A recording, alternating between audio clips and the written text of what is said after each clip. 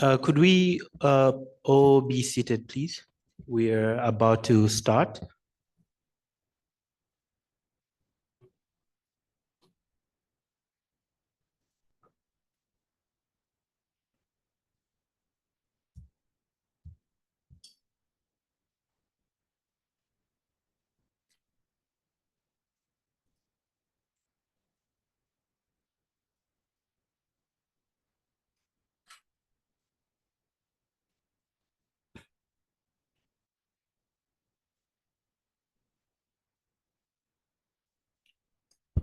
Good afternoon, everyone. Thank you very much for coming through. My name is Benjamin Shawa, and I'll be the Director of Programs for today's public lecture. Under the theme, Advancing Gender Equity for Economic Growth. I'm really honored to be here. And if you would allow me to borrow the mission for the gender division that says to promote gender responsive sustainable development. And I was thinking what a better way to push this agenda than having a discussion with such a diverse group of people, including students, professors, policymakers, and the public at large. So I'm really honored to introduce to you Her Excellency, Ms. Rebecca Cherzon, the British High Commissioner, who I now call upon to come and give us her opening remarks. Thank you.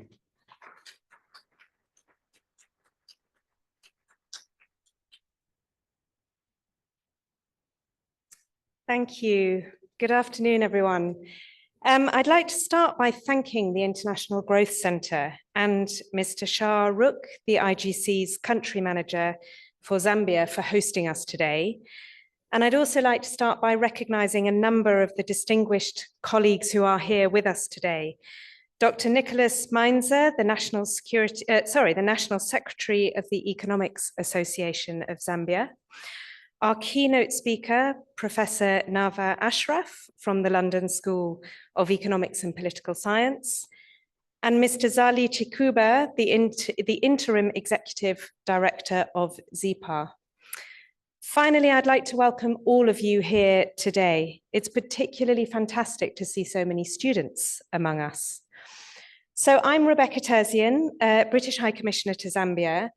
I've been in Zambia for about 1 month now, but in a previous role, I was FCDO's policy lead on gender equality. So women's economic empowerment is truly an issue which is close to my heart. And I'm thrilled to be here for this public lecture hosted by the International Growth Centre. Now, the UK launched the International Growth Centre in 2008 to connect world-leading researchers with policymakers in countries like Zambia.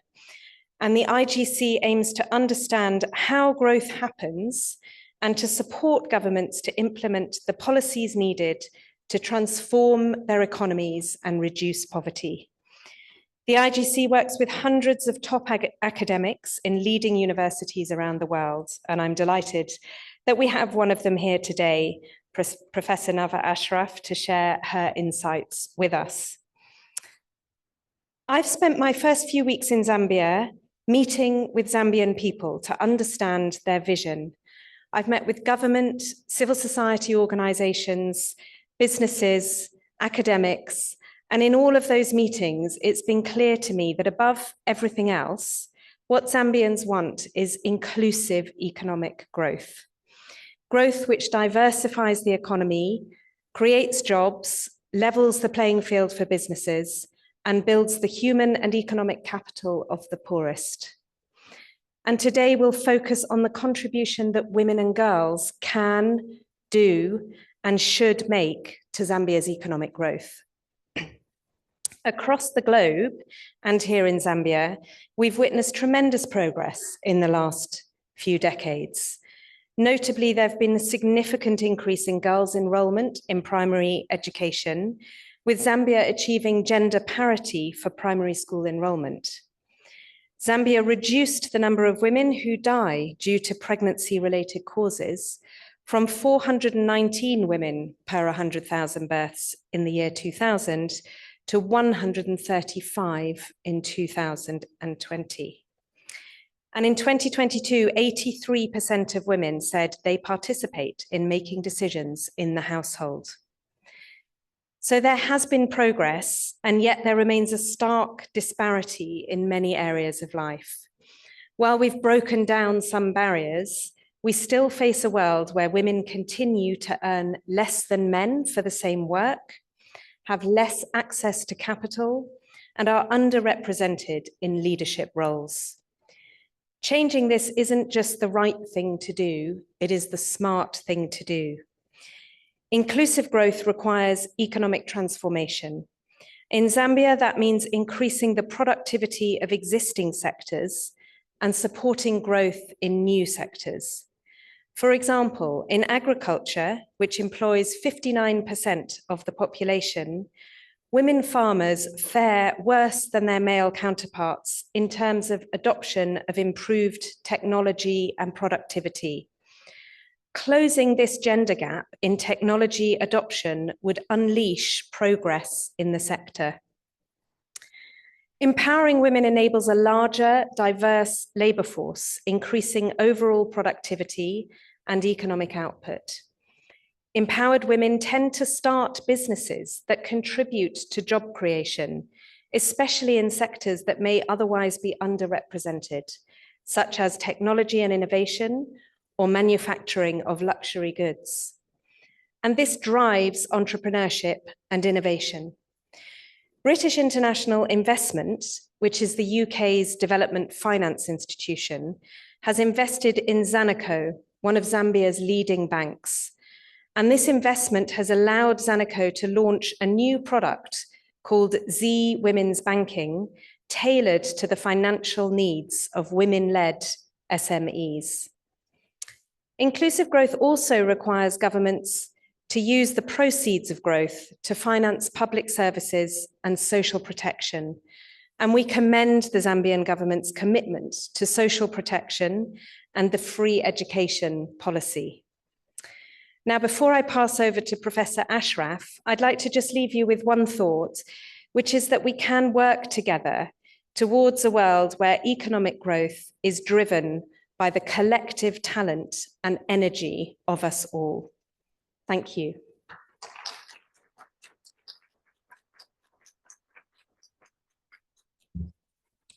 Thank you very much, Your Excellency, for your continued commitment in advancing the gender equity agenda.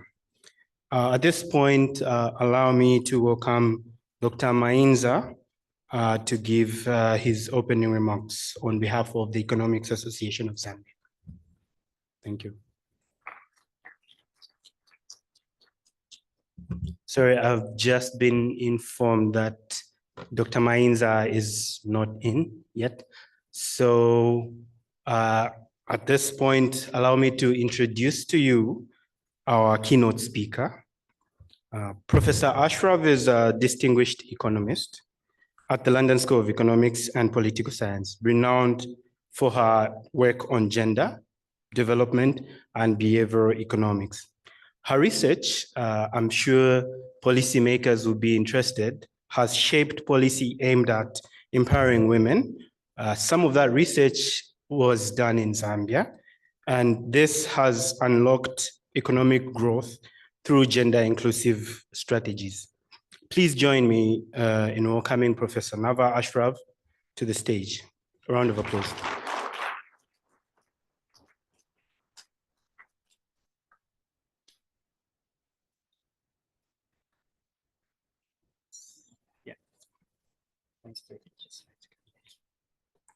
Good afternoon.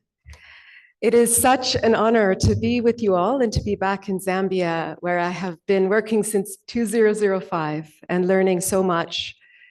So happy also that so many of my collaborators are here with us in the room. I've warned you that I might call you out during the talk, as well as online. I want to start, if we can have the slides, I would like to start with a quote that has inspired a lot of this research and work over the years. So we'll wait for, yes. Let's see. Here's the quote. It's from the Baha'i writings.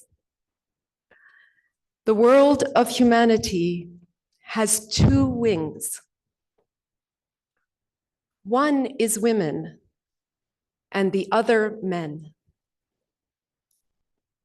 Not until both wings are equally developed can this bird fly.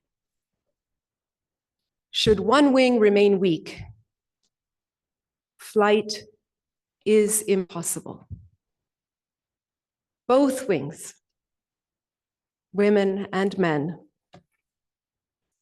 Of course, when we talk about gender equity, we often talk about the question, when we think about equality, we usually think about the question of equity. That's, you've got, let me just see if I can, I'm having, thank you.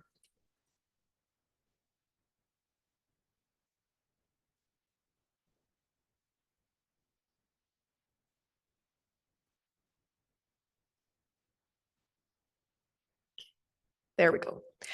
Usually when we think about gender equality, we think about equity. Equity kind of means we have a fixed pie, a circle. Now we're curious who's going to get how much, right? That's how we usually think about it. Who gets the bigger share of the pie? And then we need to make sure that we have 50-50 and gender parity, et cetera. But what we often miss, and I'm sure a lot of the economics students in the audience know, is that it is usually not a fixed pie. In fact, what we're usually dealing with is a possibility of growing the pie. And this is what we think about when we think about gains from trade, when we think about the possibilities of collaboration and economies of scale, and really from an economics language, being on the efficient frontier. So the question here is, what role does gender equality play in helping us grow the pie? Not just being worried about who's getting what share of the pie. And indeed, when does, and this is what I'd really like to spend the talk talking about, when does empowering women to achieve their potential lead to broader economic gains for all of society, allowing both wings to flourish and this bird to fly? So, for example, we have a great number of growing excellent papers within economics showing exactly how this happens. So take the example of greater participation in the labor force of women. We have now very well identified rigorous studies that show that greater female labor force participation impacts significantly and positively the human capital of children, helping to overcome the intergenerational problem of really investing in children and investing in the next generation.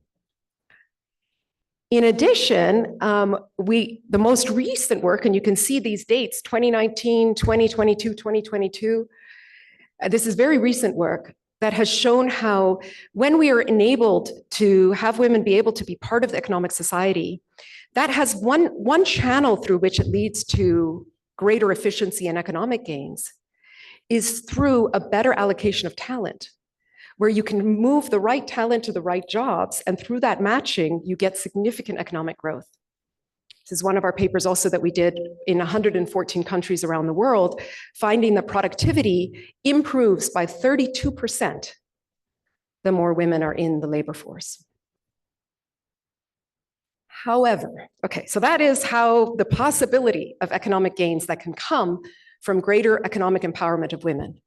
But, and this is a big but, there is also a significant amount of evidence that women's empowerment may be coupled with worsened family dynamics, because there are sometimes backlash effects.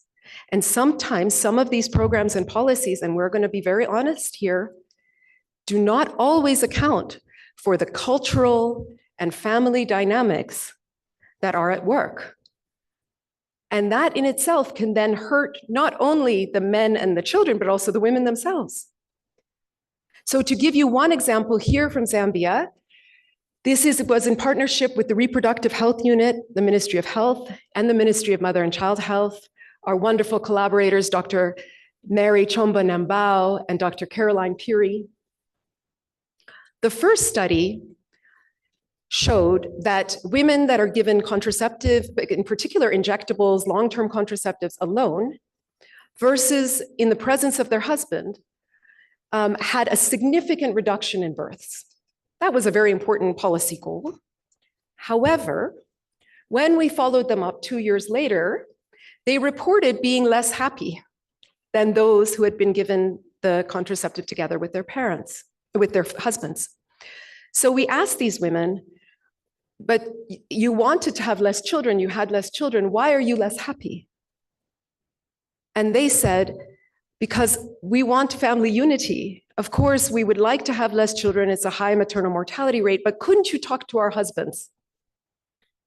And indeed, when we presented these results at the Ministry of Health, they said to us, they fed back a mandate to us. They said, here in Zambia, we care a lot about family unity. We see that your results are driven by those couples where husbands want more children than the wives do. What is driving that difference? Can you not find a way to reduce fertility, but that keeps the family unity? So with that mandate, we went back to the field with some of our field people who are here right now, and we taught husbands, as the women had asked us to, about maternal mortality risk.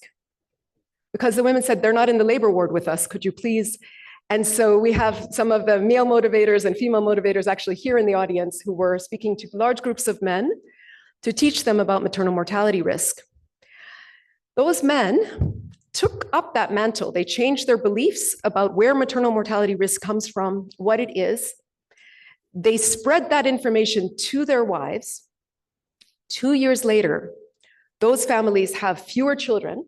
Even though those husbands had originally wanted more children, they have fewer children. But now that reduction in fertility is accompanied with greater marital satisfaction and higher female well-being. So that gives you a sense that it is possible to achieve these economic goals consistent with the kind of values that we're talking about. And that is really what I'd like to share today of these 18 years of collaboration with our Zambian colleagues at all levels, policymakers, researchers, on the ground, practitioners, of a Zambia-centric approach to women flourishing and gender equity that considers the cultural values that are so important. And what I'll share with you today is how we have tried to learn about creating and evaluating interventions at every life stage of a young girl and a woman that unlocks her potential to contribute to society and to building a better economic life for all. So I will start with our first project, which was started more than 12 years ago with the Ministry of Education. And here we have Dr. Remy Makonka, who was at the Ministry of Education at the time, now at UNESCO. And there, this was a curriculum that we taught to girls in 9th grade in Lusaka of negotiation skills. This was 2 weeks after school. And let me tell you a little bit about the curriculum, because this was something that actually started with thinking what would be a useful, we saw the Ministry of Education had seen that there were double the dropouts of girls than boys. A lot of that was from early pregnancy. They said, is there any intervention we could do at that time? So we thought about negotiation skills, but of course, the kinds of negotiation skills that are taught had to be adapted. And in fact, Professor Nkandu is here, and she was at the time the chair of the UNZA Human Subjects Commission. And when I shared with her that we would like to design this project, she said to me, but you're gonna create a cadre of unruly girls, and then you're gonna set them onto the communities. That's not good. So we said, yes, let's step back. And so we then spent 2 years with many of the young women who are in the audience who are now 20 years later, who were at the time, like you, students at UNZA or had graduated UNZA, who worked closely with us for 2 full years to adapt the curriculum that at the time I was teaching at Harvard Business School in negotiation to the context here. And that meant because these young girls, really, if they were to say to, the kinds of things they would say, what are your interests? No, it's not, to ask directly was not right. So what we did was create this me, you together build. So it's just a very simple idea that, sometimes you have two sides, maybe you just need to walk away and you need to know when to walk away. So for example, if you are trading at a market for something and the marketeer is willing to give you a discount if you go on a date with him, that may be the time to walk away. But if it's something else, like for example, you would like to stay in school, but your parents need you to be working or taking care of the siblings, that's a case where you might want to find a solution that works for both sides. And there you need to know that your position is, for example, to stay in school, to have time to not do the chores, but to be able to study, to have tuition fees. At the time, there was going to be tuition fees after grade 8 exams, as you might remember. So you need to know what your underlying interests are. That's me. But then you need to think about your mother's position. She wants you to take care of the siblings, to do the chores, but her interests are also that you are able to finish school, that you go and get a good job, that you send money back, that you're able to get a higher bride price. There are many things that she wants for you that are common with you. That's the together. And then you creatively build a solution.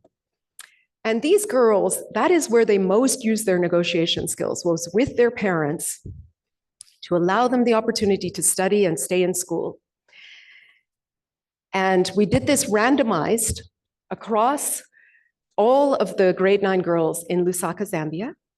If any of you were there during that time, you can raise your hands.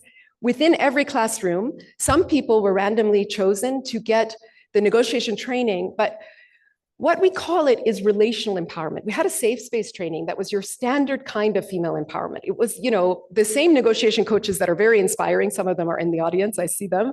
They're very inspiring. If you're around them, they're a great role model. And they would empower young girls with the way we know. This one we call individual empowerment. The negotiation skills we call relational empowerment, because it's really a way of learning skills that preserves the relationship, but also allows you to achieve what you would like, versus the control girls. So if you're ready for the results, I'll show you. Oh, let me show you one thing of how they applied them, because they wrote in their notebooks how they were applying them throughout. And as I was saying, you had to have a particular way of approaching the parents. So this is, for example, I asked my parents if they could talk with me.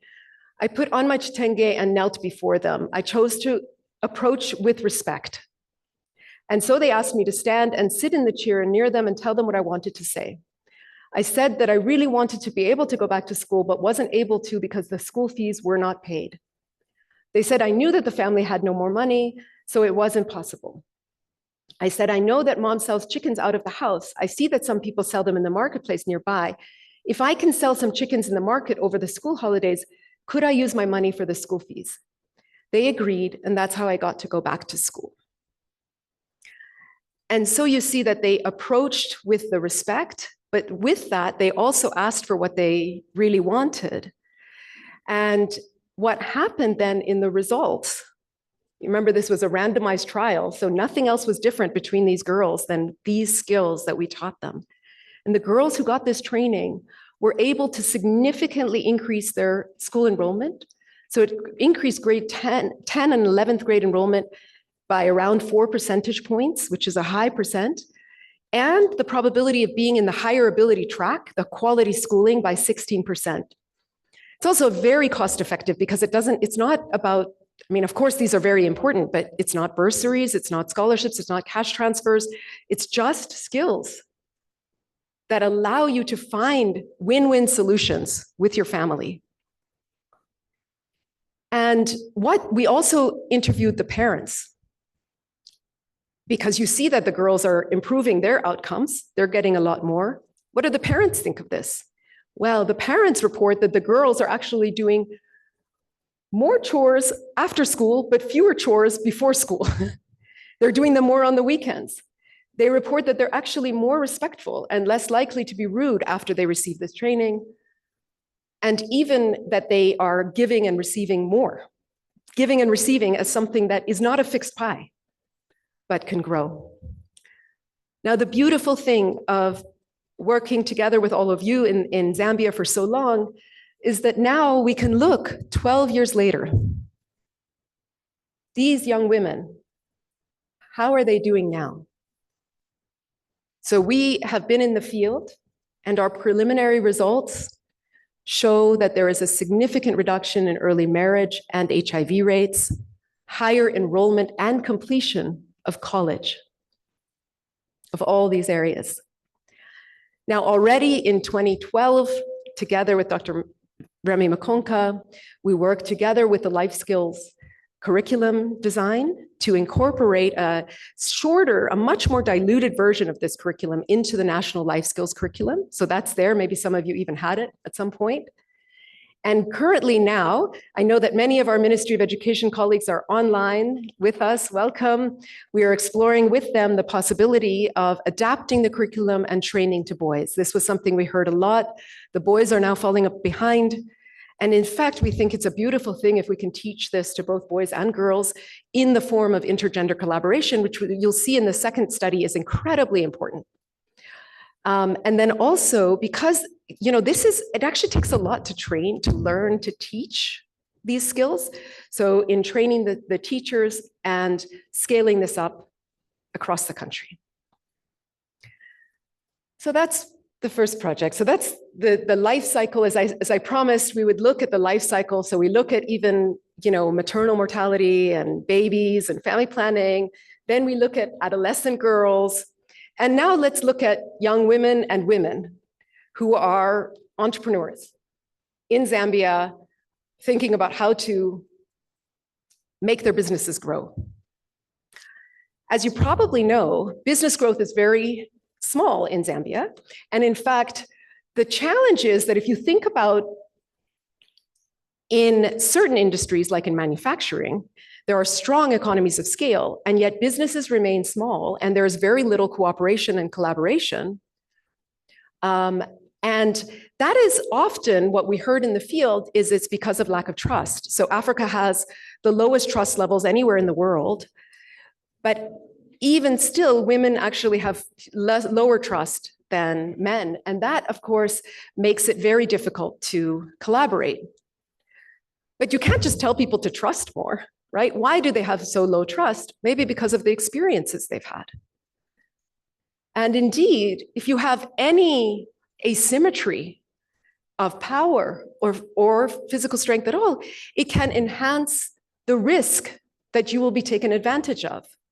So part of the reason why it's so hard for businesses to collaborate and grow is because trust is risky, investment is risky, and there is a big risk of expropriation. But that risk of expropriation is even larger when you have asymmetries of power. So if we then take into account the issue of gender, we know that men have higher bargaining power, either because in the background is a shadow potential of violence or sexual harassment, or even just because there's some higher social standing and there's certain gender norms all around the world that make bargaining, negotiation, collaboration, and expropriation just more difficult. So in general, trust is difficult to build when you have asymmetries of power between economic partners. What do you do in a situation like that? If you start with low trust, how the heck do you build that and make sure that people are having the kinds of experiences where they feel safe collaborating, investing, and carrying out economic activity in the face of asymmetries of power? So if you just look under collaboration, for example, you see, and I'm just going to show you some results later, that you see that most women actually, even when they go into entrepreneurship, they're working alone. They're much more likely to be working alone or with other women. But here, when we think about economic gains, especially where there are economies of scale, if you work alone, imagine you can get, that fixed pie. Say you start working with someone, you have some gains from trade. So, you're two tailors and you have a big order you want to fulfill. You have different skill sets. Somebody knows one thing, somebody knows something else. By working together, you can make the pie bigger. And if the person is safe, then if you agree on, say, a 50-50 split of the profits, you'll be fine, right? Now imagine that you have someone else out there who has even more potential of reaching customers, and they have a lot of skills, but they have more power than you. So there's a potential for much higher economic gains and profits, but also they can take much more of those profits from you. So you may prefer to work in the middle or even by yourself rather than go for the very big pie, the big economic gains, just because it is much safer and much less likely to be expropriated. And so this is what we are studying in this paper. And it's important given, for example, the fact that Lusaka is, I think, the fastest growing city in all of Africa. And in urban environments, the trust is the lowest. And cities can be fantastic for collaboration and economic advantage. They lose that when people cannot safely trade. So what we did to really try to study this was that we did a firm census of every single firm in Lusaka. That's 44,000. This is the city of Lusaka. We geocoded all of them. Shout out to the surveyors who were doing it there. And then we did a study of, in particular, the manufacturing sector, where there are strong economies of scale and economic gains to collaboration. Here's what we found in all of this. Women concentrate in the least profitable sectors. So this echoes what Her Excellency said about women farmers having lower profits. Women entrepreneurs also are having lower profits. A lot of that is coming from the sectors they are going into. They're choosing to go into those sectors where there are least profitable sector, or maybe that's what they're forced to go into. So that's part of the question, is why do they end up clustering in these least profitable sectors? They have lower sales than men.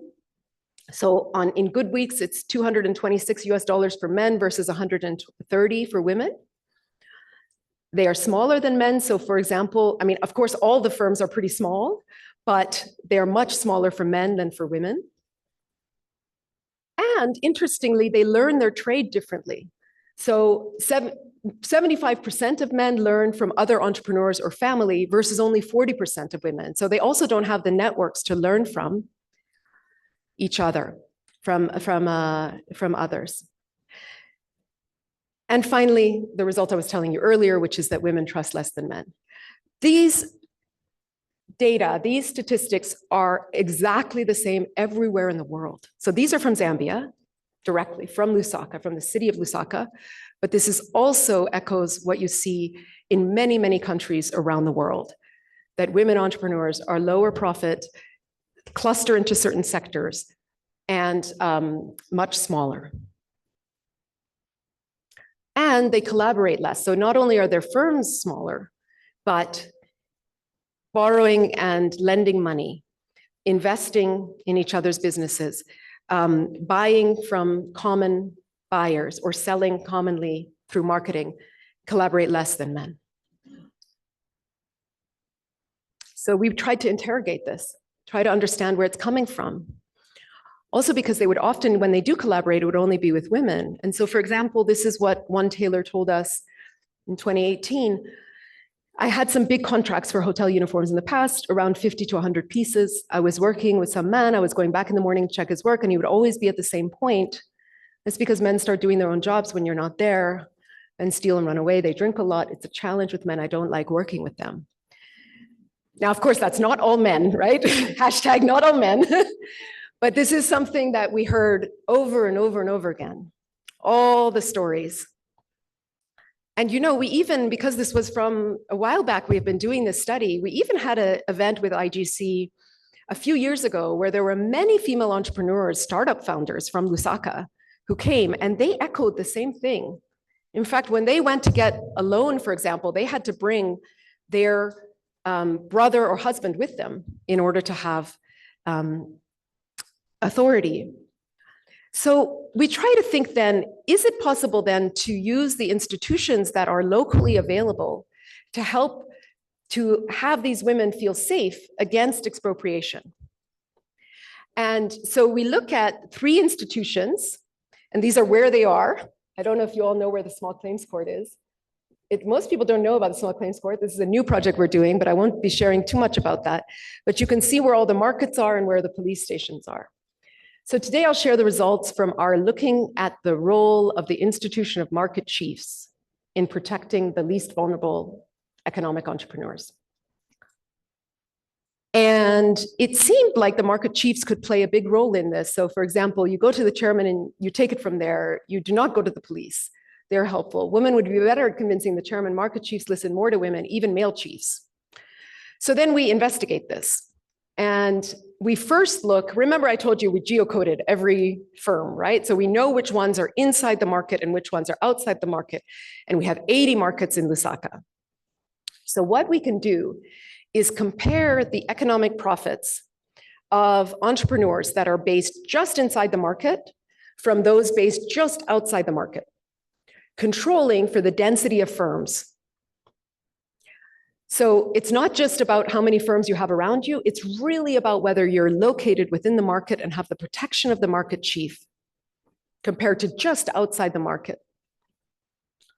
And what you see is that female owners located into a market cooperate and collaborate just as much as men do inside the market. And more than women do outside the market. And they have higher sales inside than, they have relatively higher sales than men. But what we do find is that everyone sells less inside the market because once you grow too much, then you go outside the market. But with a chief, they're able to actually have higher sales than even the men do. Of course, that's just a correlation. Probably you've learned in your statistics class the difference between correlation and causality. So the experiment I showed you with the girls' negotiation is a causal experiment. And here we do a kind of causal experiment, which is a lab in the field game, where we try to reflect as much as possible and exercise a situation with real stakes and real money that could allow us to have a window into the real dynamics that are going on between these entrepreneurs. This is called the investment game, okay? And if we had more time, we would play it with everyone here with real money, because it is a fun game to play and the entrepreneurs really like to play it because we play it for real money. So we did this with 480 entrepreneurs across 16 marketplaces. This is how the investment game goes. So you can think in your head as I describe the game, what is this like of any economic experience you've had in the past? Player A has 10 tokens. Each token is 5 kwacha. So really you're playing with, let's say, 50 kwacha. Not playing. You can make an economic investment decision with 50 kwacha. We give you this 50 kwacha. Then I tell you, I am going to match you with the player B somewhere in the market. You don't know who this player B is. You just know that they are somewhere in the market. And we have actually the surveyor with you to ask, and then they can send the thing to player B. So what they were asked is, player B over there in some other part of the market has a business opportunity. That business opportunity means that any amount that you decide of this 50 kwacha to invest in their business will be tripled. So that is a growing pie. You can grow that pie by 3 times. If you put in 50 kwacha, what is the pie? 150, excellent economics students. 150, you can grow the pie, but maybe you don't want to spend all your money in this investment opportunity. So that's the decision, right? How much do you want to put into this investment opportunity? Then player B has the opportunity, has to decide if they want to send anything back to you. It's their decision. Okay. They can send anywhere from whatever you send to 100% of it to 50% of it to 0%. Now tell me, think in your head, if you trusted player B fully with your life, how much money would you send over? And how much do you think they would send you back? Just someone put up their hand. Let me see here. You tell me, how much would you send?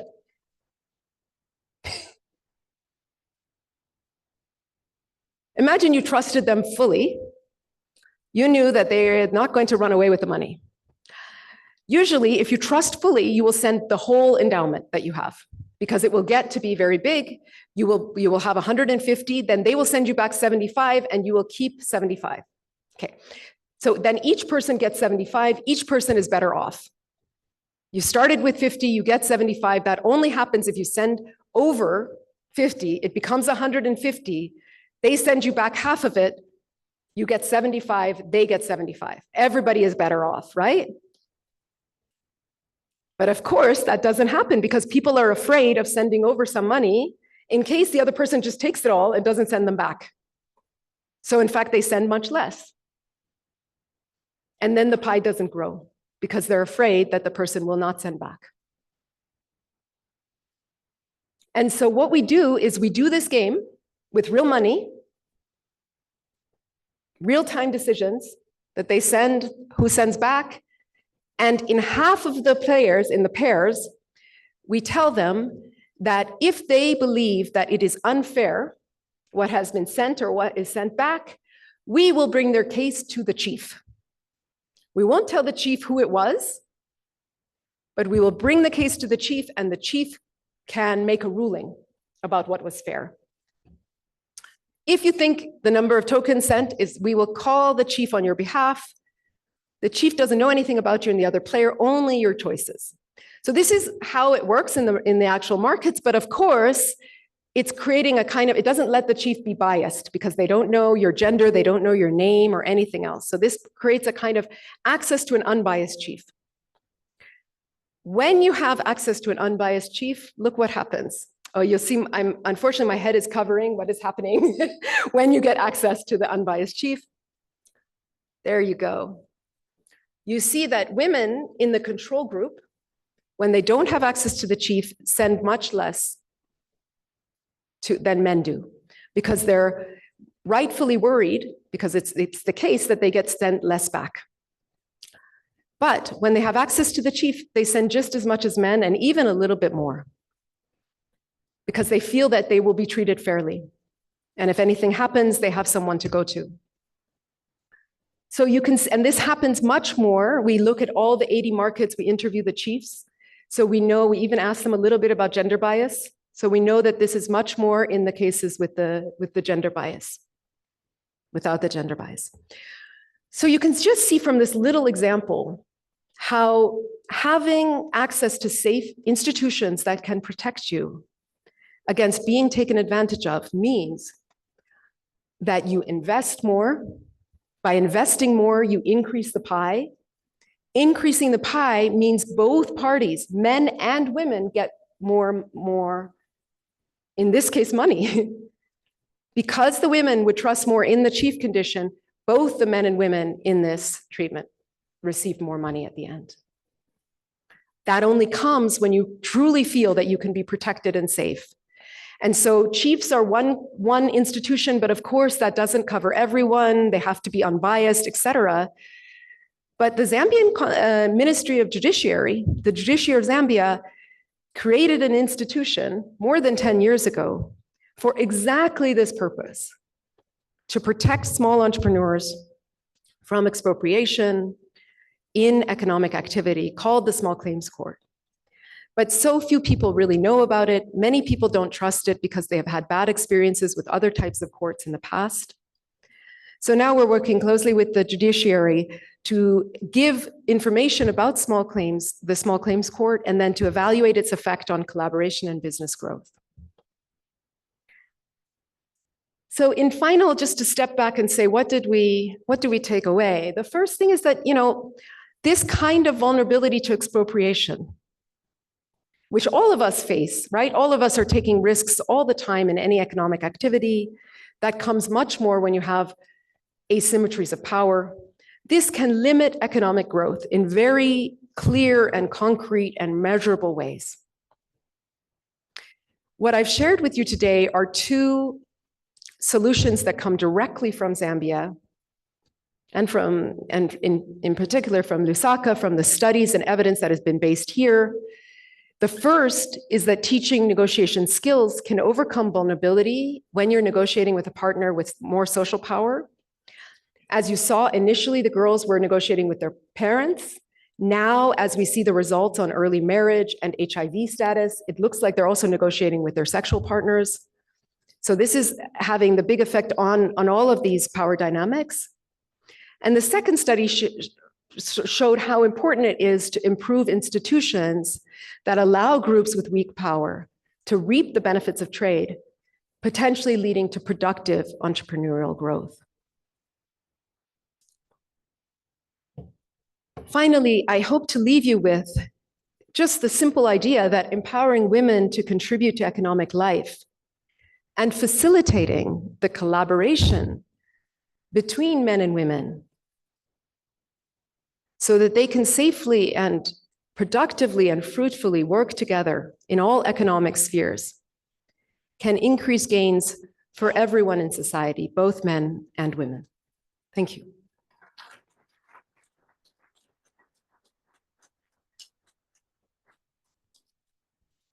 Thank you very much, Professor Ashraf. I think I would share the sentiment that it would be all of us's aspiration to see both men and women work together to increase the size of the pie. Yeah, very insightful lecture. So at this point in time, I saw a couple of people in the audience, students, and a little bit from the other side taking notes.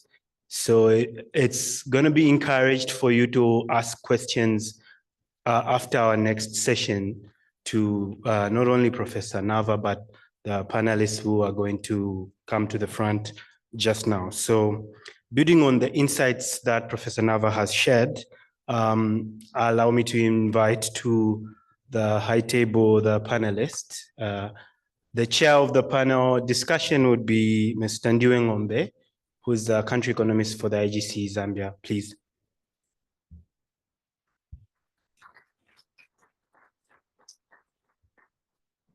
Also on the panel, again, would be Professor Nava Ashraf, who's our keynote speaker. Professor Nava will bring the perspective of the academia for this discussion. And then we also have representatives from the policy makers side, Mr. Henry Nkoma, who's the director from the gender division at the Cabinet Office. Lastly, but certainly not the least, Professor Esther Nkandu from the University of Zambia, who offer her perspective from both the research side and the private sector side.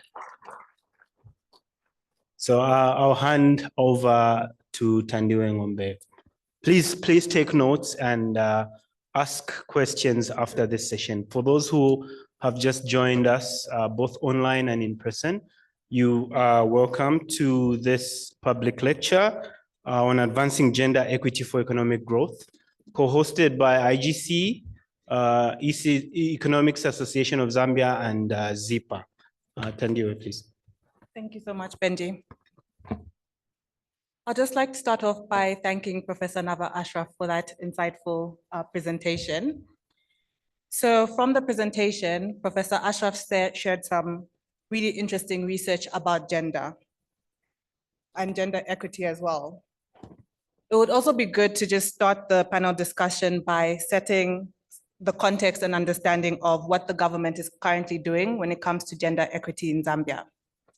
So I'll direct the first question to Director Nkoma. Can you please share what the government is currently doing to promote gender equity and equality for economic development in our country?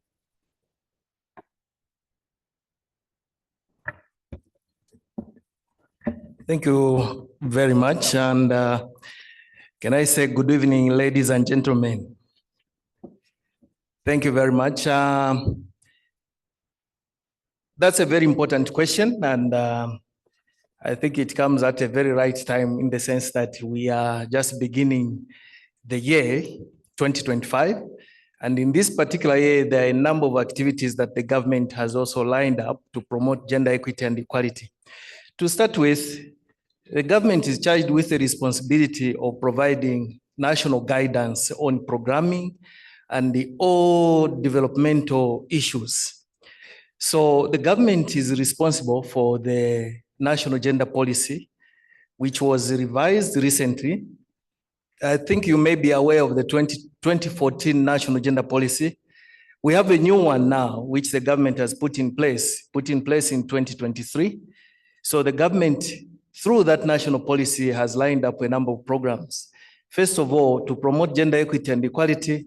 Within there are programs. There's gender in development programs where we have economic empowerment programs for women.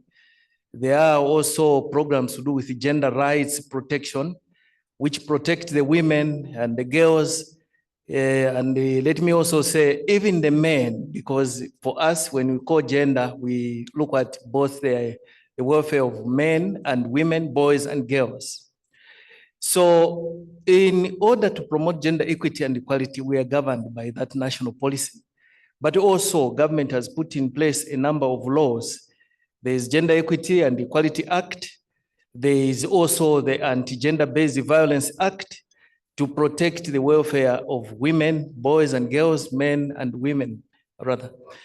And also, you might be interested to note that the highest law in the land, the National Constitution, also provides for non-discrimination in terms of economic development and also opportunities. So as government, we have those responsibilities that we develop on behalf of the Zambian people in consultation with them at various levels. But I might be quick to say that there are also programs that government is running just to empower women. You might be familiar with the Constituency Development Fund, which has provided a certain percentage, about 10 to 20%, which goes to the youth and women for empowerment, but also through ministries of agriculture, through programs such as FISIP, there is a lot of encouragement for women also to gain access through cooperatives or participate in cooperatives. And also you might be interested to note that through the Ministry of Small and Medium Enterprise, again, the empowerment initiatives through cooperatives. So government, in a nutshell, is guiding through the national policies and also legislation that is aimed at promoting gender equity and the equality in our nation and also for general development of our country. Probably I would pause here. Thank you. Okay. Thank you so much for that overview, Director. So now that we have evidence from research and we have a good overview of what the government is doing, I'll open this question to everyone on the panel. What do you think needs to shift for gender equity to be fully integrated into economic policy making?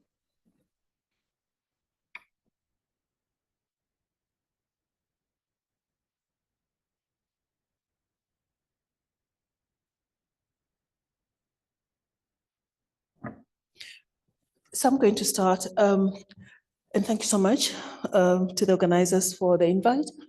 So first, I would like to say that one of the things that need to be to shift in order to make this a reality is that we need to see the gender issue, the gender in terms of the contribution of gender to economic growth.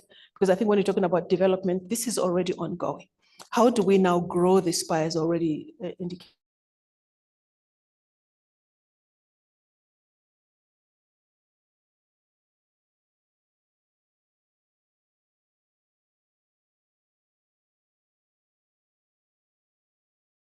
For example, in a health belief model, and we say smoking is harmful to you. And the assumption there is that just because you're a health practitioner and you understand the vice of smoking, when you smoke, you are going to stop because you know it's going to be harmful. But the truth is that having that knowledge does not change behavior. And so when we're looking at economic growth, we need to look beyond just, do we have a policy? Do we have an act? Do we have documents that speak to gender discrimination? We need to be sensitized or to give enabling factors or bring about an enabling environment where these sort of policies could thrive. I will give an example. Say, for example, when we're talking about economic growth, at what point does the contribution of women, especially those who are in non-structured employment spaces, at what point do we begin to count how much they're contributing towards growth? Let's assume this person is waking up at 04 in the morning and they have to draw water. More so in the event of power outages when we were at the peak of it. And this person has to go out there and draw water somewhere.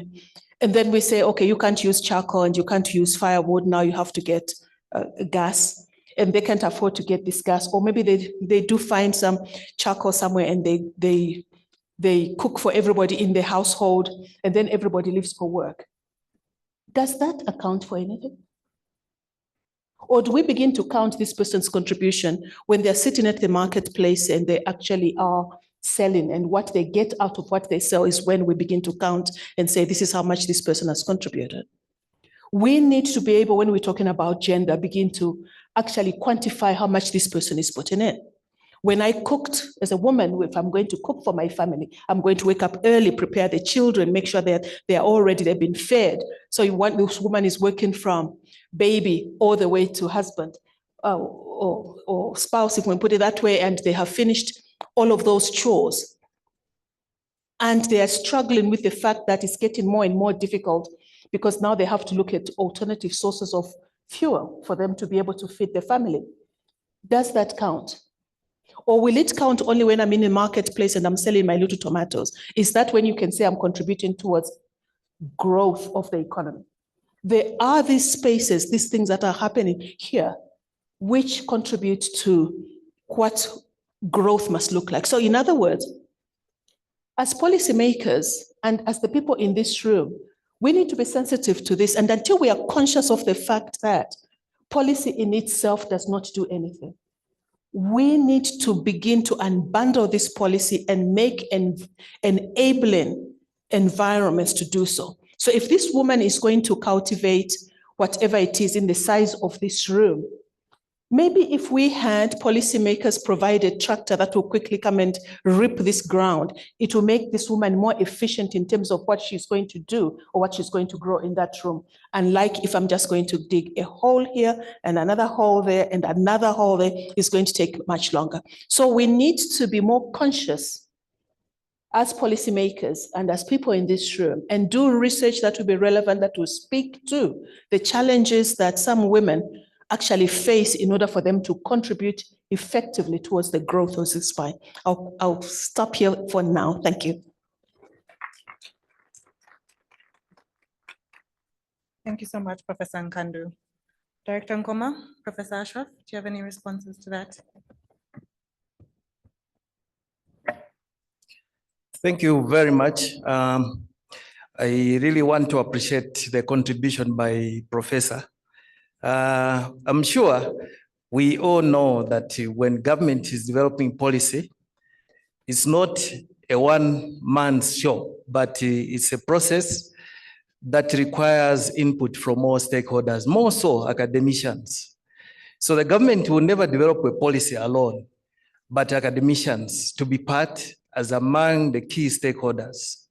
I want also to mention outrightly that there is one sector of women that are highly recognized in terms of their contribution to economic growth of the country.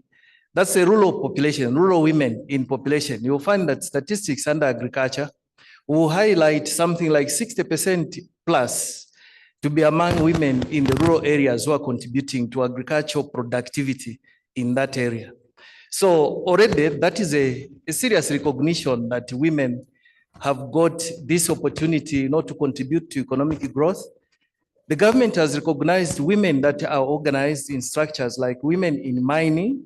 I think that's also another growing structure, sector in our country where women are highly recognized and their input in the mining sector is recognized. But when it comes to policy formulation, I really want to appreciate what Professor has said, that if the data that comes out is an input into our national policies, is something that government can easily adopt and indeed be able to work with, because we depend on the structures that are on the ground. government will never develop anything alone without consulting key stakeholders, including the general population, civil society organization, and I should also say even the students, they have a great opportunity not to have an input into national policies, especially something to do with the social protection. I want to put gender to be within the cluster of what I might term social protection, because we're looking at issues of vulnerabilities. So your input, Professor, is really very valid. And I would encourage us to look at what is contained in the national gender policy of 2023 and see how cross-cutting issues have been highlighted to ensure that we promote gender equity and equality in development. And we talk development because we see economics, social participation in decision-making all contribute to development at the end of the day. So really, we do appreciate that contribution, Prof. And it is actually in the direction of what government actually is looking at. I submit.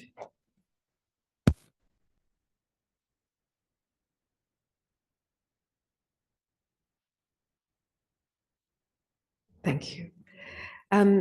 Yes, I just wanted to actually say what a useful framework Professor Nkandu has given us by thinking about the enabling framework, the enabling environment. So Tendiwe, you had perfectly said, okay, how do we think about gender equity feeding into policy? And we know that often what matters is where policy gets implemented. How do we think about that? We need to actually be able to understand the enabling environment, the enabling factors. And I think truly understanding the constraints that women face in being able to make their economic contribution is the only way.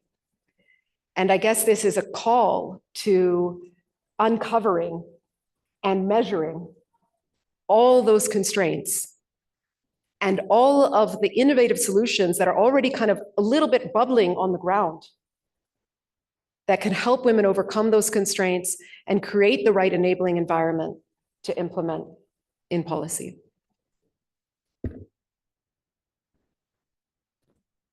Thank you, everyone, for those insights. I think we can build on what Professor Nkandu shared around understanding some of the challenges that women face in contributing to economic growth. So it is assumed that societal norms often restrict women's access to leadership roles, as well as high growth industries. What are some of the most practical ways that we can challenge this and shift some of these norms?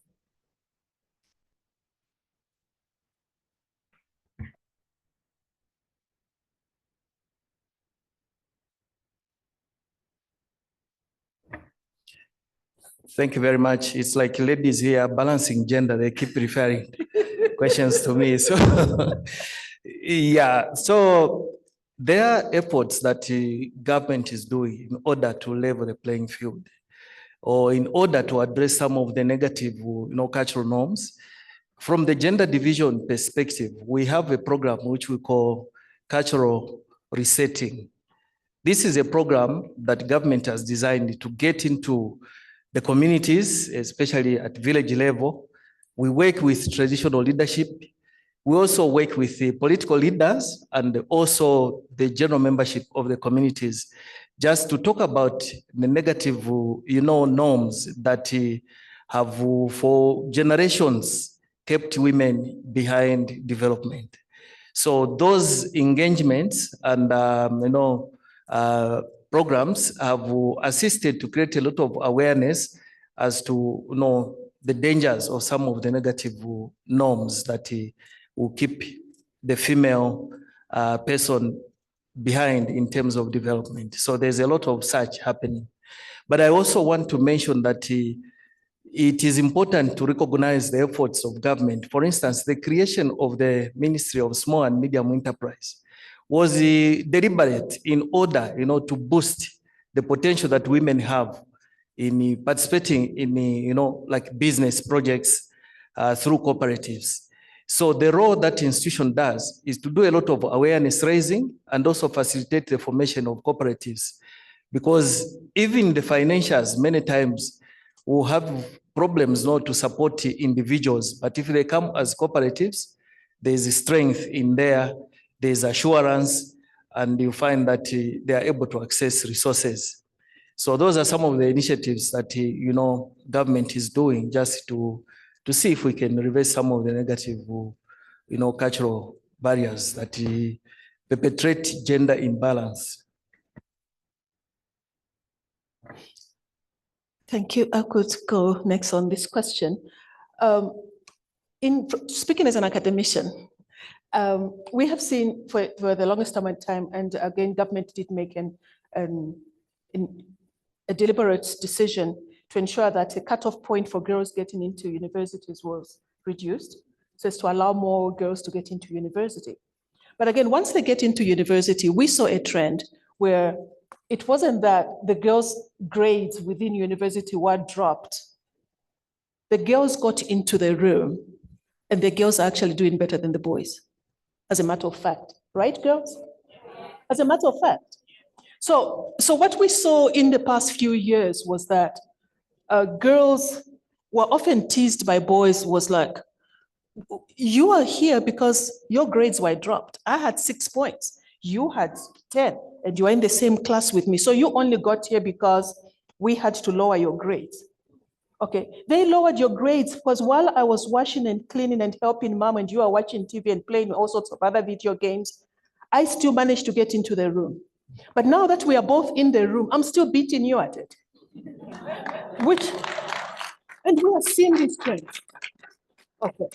And sometimes when we talk about, and again to Professor Nava Ashraf's study, and she will tell you that when the first research proposal, can I go there? When the first research proposal was submitted, I was up in arms about this study. And I clearly said to her, this thing that you are about to do needs to be domesticated in a way you are sensitive to what is happening in the country. When you say you are empowering girls and you are empowering them to be able to negotiate and say, mom tells you, come and clean these plates, and you say, no, I can't because I'm studying. It may be so obvious, it's like, fine, I'm studying. But did you just say, no, you can't come and clean this place because you are studying? And if the mother insists, then go to victim support. Okay, and that is what we said, oh, absolutely no. This is not happening in this country. You are going to tailor-make this research so that it's sensitive to the fact that in our culture, our young people do chores. I'm a full professor in the University of Zambia. I grew up doing chores. So what excuse do you have? I grew up carrying sometimes firewood on my head. I grew up carrying water. I grew up looking after some of my siblings. I grew up looking after some of our relatives, children, and so forth. Nothing fell off me. I still was able to get into university, get a bachelor's, get 2 masters, get a PhD, and get a postdoc. So you can tell me that if you do chores, you are going to be messed up as a young girl. And also, when we're talking about young girls and negotiation skills, this means that as a girl, when you do chores, you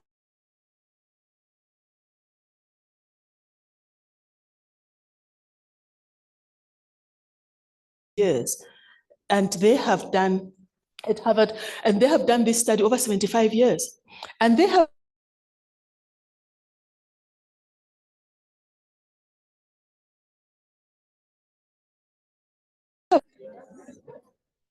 because they grow up with this entitlement mentality where everything has to be done for them. And we raise this generation of Gen Zs who are not competent on doing anything. When they get into a workplace, they still want you to give them a bib, diapers, and I don't know what else.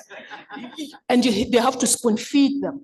But when you have this girl who has learned at a tender age, I can make my own bed, I can clear up my table, I can clean up my room, I can do these sort of chores. My mother was raising me to be a woman, and something that I'm proud of. I do not have to compete with a man and climb up a ladder and pull up a bulb and do all sorts of things. I can say, that bulb is off, get up there and fix it. So I can be a woman and be proud of what I am. And when we do these chores, it's not that we are making a girl less empowered. We are saying to you, that in the research context, you can be a woman and grow up to be a woman who is functional, who is relevant to the Zambian community, who is also got some gray matter up here and actually can think and do things. I've read, and if you allow me, moderator, to just speak to this, when my mother, bless her heart, she passed away last year at age 92, and she would say to us, to her sons, and say, don't you ever come to me and tell me you want to get married until you can look after something, get a dog, get a cat, look after something, at least deal with something and you can look after it. And to us, the girls, she would say, I need to see that you can manage your home, because when you grow up, you're going to have your own home, you'll be somebody's wife, and I don't want to be insulted because of your foolishness. So when we are raising people and we're saying research is showing this, we need to be cognizant that we are in a particular society, that when we're talking about negotiation skills, we are talking about those skills that will still be relevant in the community in which it's placed, so that we're not walking in through the roof and say, from now on, just say no when you are told to do chores. And if you take me to victim support, I'm sure Professor Nava Ashraf will look after you out there. And so that was the conversation that we had with Professor Nava Ashraf, and we said, this study has to be domesticated to where it is. Research ethics exists in a culture. Okay, so when you say you can't make up your bed and all sorts of things, and you can't clean up your room and you can't pick up after yourself, is that empowerment? And I've had parents who probably need to be sent to somewhere who say, oh, my son is in university, so they can't do their chores. Really? You can raise such a dysfunctional boy?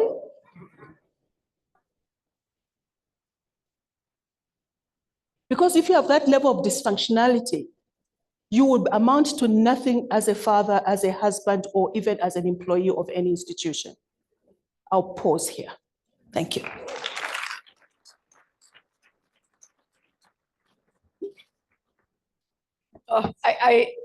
You can tell why we've been good friends for so long now, how Professor Nkandu has shaped me. But I wanted to say just how critical this, because all of this comes down to, it's not just chores, it's about relationships. It's because we are not meant to be atoms hanging out there. We are interconnected, all of us. If we don't understand the relationships, I mean, that same study at Harvard, the 75-year study, found the greatest source of happiness were people's friendships and relationships. So if we don't know how to exist together, what are we living for?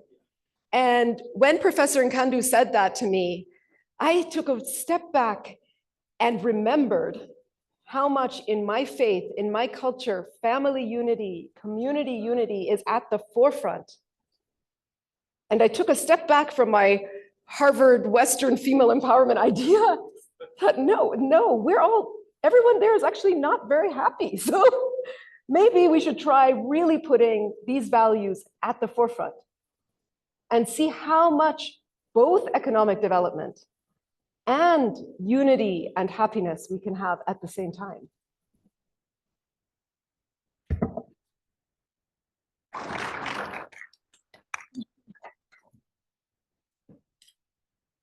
Thank you so much for those. So I think this starts a good conversation on the importance of intercollaboration between men and women. So during her lecture, Professor Nava shared some insights on the economic gains that we can get from collaboration between men and women. So I think I'll pose this question to Professor Nava. How do you think we can foster greater trust and collaboration between men and women?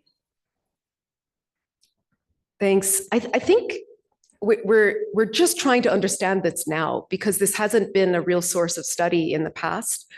Some of our work on having these institutions which help protect just in case could mean that people are willing to risk a little bit more in collaborating together, so that if they're very worried about being taken advantage of, that they know at least there's somewhere to go.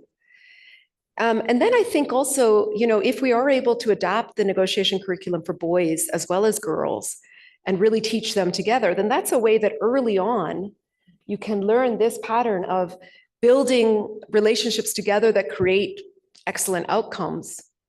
So I think both basically the certain interrelationship and intercommunication skills and institutional environments for protection.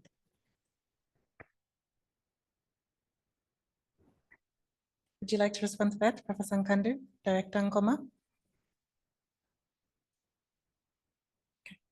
I don't think I have anything to add to that at the moment. Thank you. No worries. Thanks. Yeah, so I think I'll pick it from what we are again doing from the gender division. We see that there are many problems that we can solve if we bring both male and female together, men and women, apart from the economic development that we're talking about. Issues of gender-based violence, which are quite a big problem in our country. Right now, there is a new approach where we are saying we have to fight this in collaboration with the men. So fight GBV without excluding boy child or men, because if you leave them out, they might not, you will never understand what the root cause is. So there are conversations around the involvement of the boys, the men, and of course, working with the girls and the women in the fight against gender-based violence. There are so many topical examples that I can give of what is happening in recent times, where what you expected or what was common as a problem among girls is also affecting the boy child right now. And because of that, the government approach is that we should take both. Let's fight issues of gender-based violence in consideration of the needs for men, boys, then girls and women. So all of them together. So no exclusion. So for us, gender equality or gender equity is for both. And that's a new approach. Yeah, just to share. But just being on the floor, I just want quickly to mention that there are a lot of other innovations that government has done to promote gender equity and equality. I think you might be familiar with the life skills health education, which has replaced the comprehensive sexuality education. There was a review around that in order to find the best way of handling this. So this is also one way. Then there are programs like re-entry policy for those that are coming from outside. I think we have a national policy for re-entry for the girl child. Once they fall pregnant, they easily get back to school once they deliver. And there are programs that support the same children. There's what we call keeping girls in school, which is being done through means of education, the means of community development and social services. Then there's women empowerment, it's called JEWEL in abbreviation. That's Girl Education, Women Empowerment and Livelihood.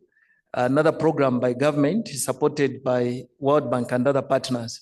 These are just initiatives of government to ensure that women have opportunities, to advance in form of empowerment, just to respond to that enabling environment, conversation we had. So there are a lot of innovations that government is implementing, and they require a lot of, support from all of us.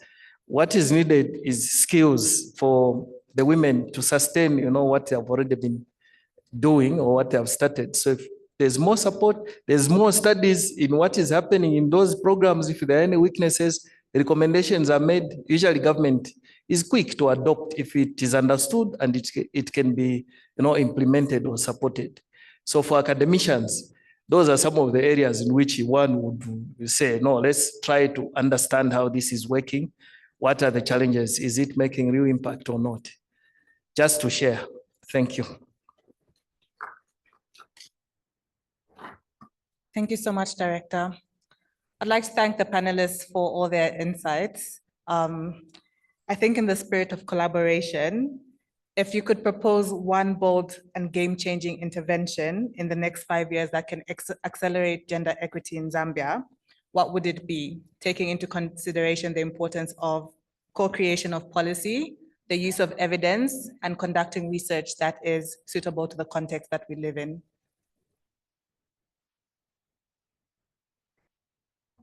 I would like to go first. And because I'm also an academician, I would like to focus on first to the director who has highlighted all these initiatives that have been flagged off by government.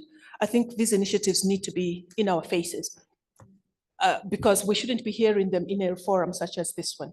We just need to know about them like everyone knows about it. They need to be so clear to us that this is what is going on. And also, when we're talking about constituency development funds, I have heard of some institutions where the constituency or the person who's leading the constituency have used this sort of monies to pay for scholarships for some of the youths in their constituency, and or come up with some projects which can be used in that constituency. I think that some of the hindering, the drawback is that in some of constituencies where it's really very remote, you do not have researchers who can do these projects and actually articulate them so that they can actually have access to this. So it becomes a white elephant because the money is there, but I don't know how to access it. So there must be a way in which these things are flagged off and say there is this project, or it's maybe a challenge to us as academicians to write these proposals, go into that constituency, this is what we're going to do, and appeal to the constituency and say this is what we can have happen. Let's just talk about Lusaka, for example. Do you know how many students are failing to pay their school fees? Maybe even in this room. So many. And these are brilliant young people who have made it into a higher learning institution, but they are not able to proceed because they don't have fees. Given that this money is available, I think this will be a win-win when we, as researchers, can actually come up with a good project that will be able to embrace those funds and make sure that our young people get into school and that they complete their work. Thank you.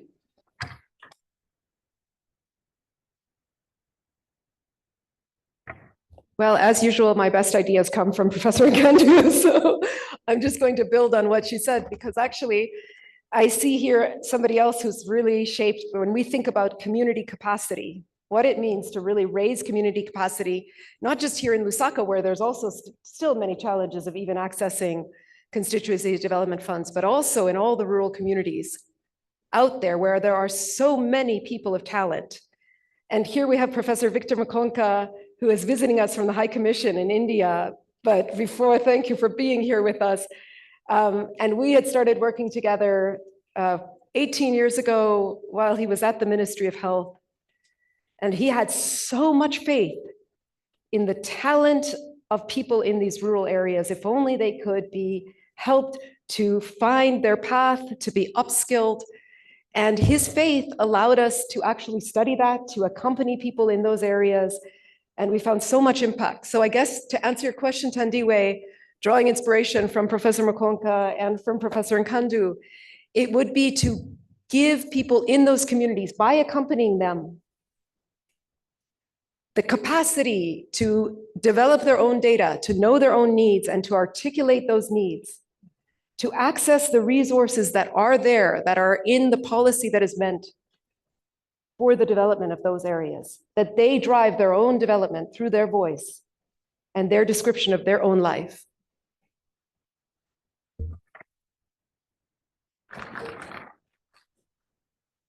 Let me just add to that and just say that when we're talking about a household, we need to move away from the household means my house and whoever is in it, but look at this household as the whole of Zambia. What can we do for Zambia and make this household flourish and actually be able to develop more of this cake, and how we can have everybody have a much bigger piece of this cake and make sure that, like a tree, it may look really beautiful on the outside, but maybe it's being eaten up by termites at the bottom. But begin to see what can happen to make sure that what I'm seeing flourishing is really a representation of what is happening under there. So we need to be intentional about ensuring that this household called Zambia flourishes by putting in systems that will make us become responsible, accountable, efficient. And I think the red thread through this, or if I wear my corporate governance hat, should be integrity. I thank you.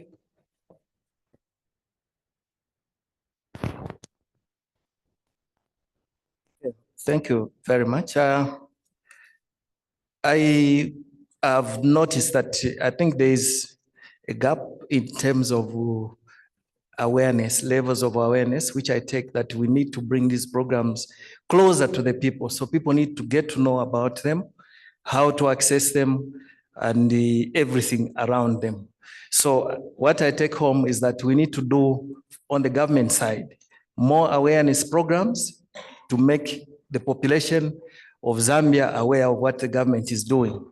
Yeah, there are efforts, there are deliberate programs, but probably they might not be enough. I'm sure those who follow TV, I know people will say we have load shedding, but there are deliberate programs. If you follow that Sunday interview, it's deliberate, to bring the government officials to talk about various things that the government could be doing. Ministers are called there, they're interviewed and they speak about what they are doing.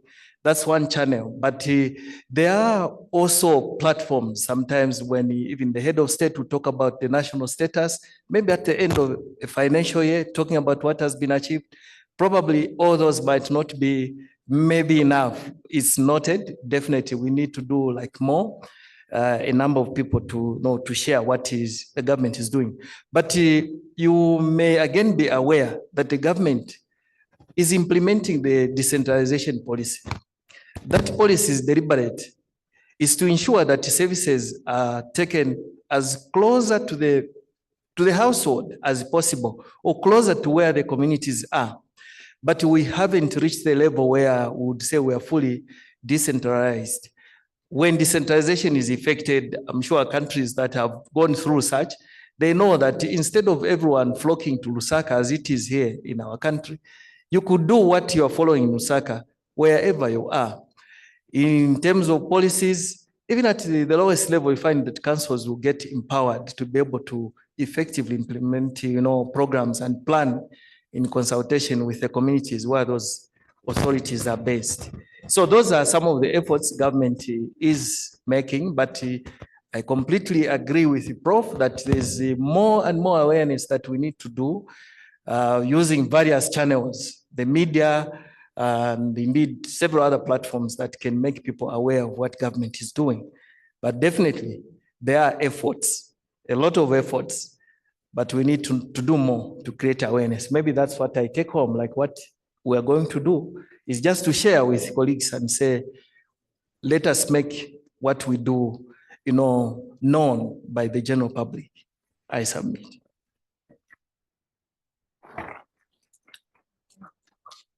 So we've now come to the end of our panel discussion, and I'd like to thank all the panelists for sharing their insights. So we're now going to transition into the question and answer session, and my colleague Benjamin will take us through that. Thank you. Thank you very much, panelists. So we have a few questions already from our online, but it's thrilling to see so many questions. So I don't know if we can do it in the spirit of gender equality and pick. I think I'll start with one whose arm is raised the most. There's a gentleman at the far end, and then there's a lady in the second row, and then there's one last gentleman at the far end. We can have these three questions, and then we can hear questions from those who are joining in online. So if my colleagues with the mics can distribute the mics to the three people who I have pointed out. Thank you. Good evening. Am I audible? Good evening. My name is Michel Omaunga. I'm an economist, a member of the Economics Association of Zambia. And this topic is quite of interest to myself and generally economists in this country. And mine is more of comments than questions. But firstly, to begin with, participation of women in the economy is very cardinal because in the case of Zambia, women make up more than 50% of our population. Now, if 50% of your population is not in the labor force, it immediately means you cannot produce as much, you are not as productive. So one of the solutions or one of the strategies in which we can grow our economy is by getting more involved in our economy. Then moving on to Professor Ashraf's presentation, I noted where you spoke of adapting or adapting the approach to knowing our context. Now, I was keen to understand whether such approaches have also been used elsewhere in the world. Other continents have achieved the economic progress if we look at East Asia and how women became more involved in their economies, were similar approaches also used in those contexts? Because we also do know that the Asian society can be as patriarchal and hierarchical as we are. So maybe my one question is, were similar problems encountered in countries such as Bangladesh, Vietnam, where you had more women working, in the textiles industry? You have these American firms that now manufacture their clothes in East Asia. So how were those complexities addressed? And when you spoke of negotiation, I noted an element of some emotional intelligence there. Maybe another question is, how does emotional intelligence factor in to the trainings or the project that you described? With that, I'll end. Thank you. Thank you. You said you were giving commentary, but you gave two excellent questions. So let me address each one of them. The first is what happened in, for example, East Asia, where there was a greater female labor force participation. I do think that actually in some of those cases, some of the studies I cited about the backlash came from, in fact, India, where there were a lot of patriarchal issues, and some of the East Asian countries, but they came often from a kind of exogenous shift in income, where, for example, the cash transfers were given or a cow was given to the woman, but in a very intensive way where it wasn't sort of the whole family and community was not involved. Some of the labor opportunities that arose allowed women to do that with the permission of their families. And I think that is part of what happened on the ground. That's not the story that's always told. So I do think that we know that a lot of these issues around the backlash and negative feedback loop also came in Asia. In terms of the solutions that have come out of Zambia, I would like to share with you, I'm very happy to share that, in fact, the negotiation curriculum, which focuses now on relational empowerment, is now used in many parts of the world. And even when we fed it back to Boston, they said so many people there would prefer that type of negotiation skill because it focuses on relationship building. So I think in some ways, this is kind of a different technology transfer that actually speaks to your second question, which is, well, you're absolutely right that one of the things that you're being taught strongly is emotional intelligence in this training.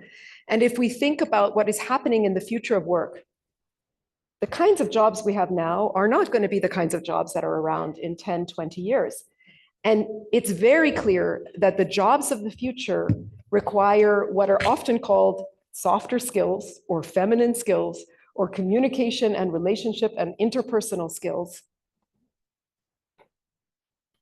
which will allow people to then take advantage of the economic opportunities of the future. Just being cognizant of time, could we please make the question as brief as possible in the quickest short possible time? Thank you. Protocol observed. Good evening, everyone. My name is Precious Kimplumba, a second-year economics student at the University of Zambia. While the discussion focuses on advancing gender equity for economic growth, I'd like to ask 3 questions regarding AI in economic growth. The first question, how can companies ensure that AI, artificial intelligence hiring systems are designed to be free from gender biases while still maintaining efficiency in recruitment? To what extent does the data used to train artificial intelligence hiring tools reflect gender inequalities, and how can this be corrected to ensure fairer outcomes for women? How can artificial intelligence hiring tools disrupt the traditional hiring biases or actually reinforce existing stereotypes about gender roles in the workforce?